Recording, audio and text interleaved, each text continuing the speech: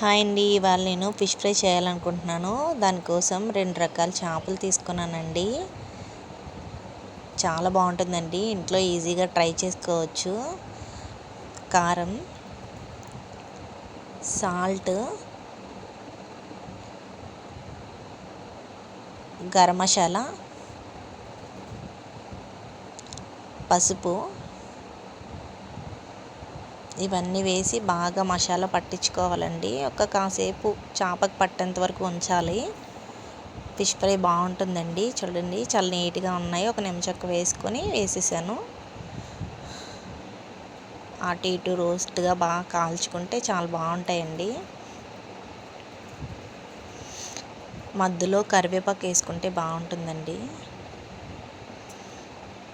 Taste బాగుంటుంది కరివేపాకు వేసుకుంటే. అంతేనండి, సింపుల్. ట్రై చేయండి, తప్పకుండా లైక్ చేయండి.